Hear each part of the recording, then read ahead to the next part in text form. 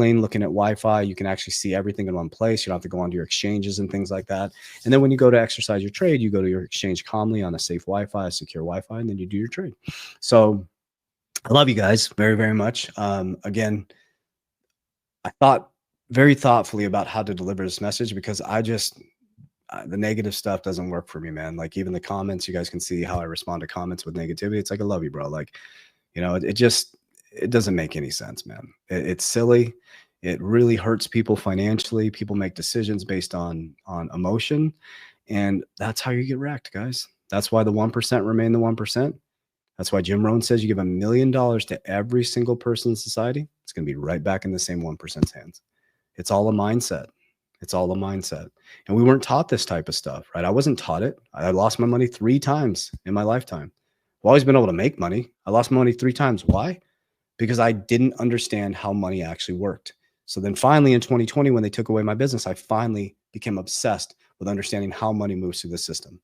I'm like, oh, it ain't that big of a deal. It's called currency for a reason. It needs to be current, it needs to be protected, it needs to be leveraged, it needs to move. Richest man in Babylon.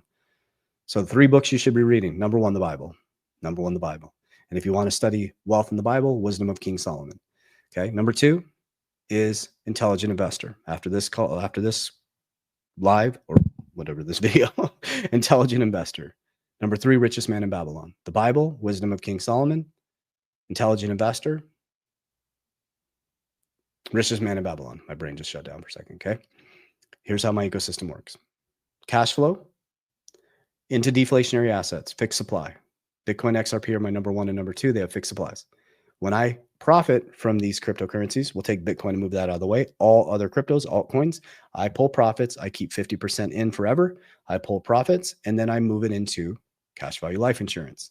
Okay. What does that do? It creates number 4, leverage. So remember, we moved Bitcoin over here, got my Bitcoin bank, and I got my insurance bank. Okay. So currently I'm actually practicing what I preach. I did a Bitcoin loan.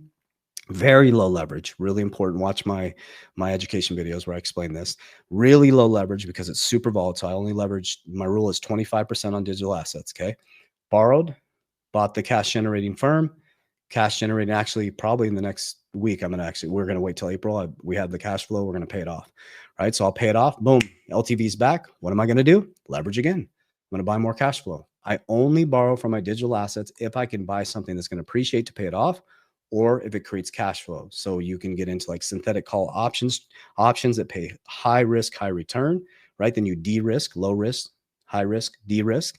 Okay. Then you got, mid-tier, you got medium, which is, things where you can get, they're not synthetic calls. It's getting exposure to the asset class, like the Magnificent Seven, things like that. You're getting cash flow. So ETFs that pay you dividends.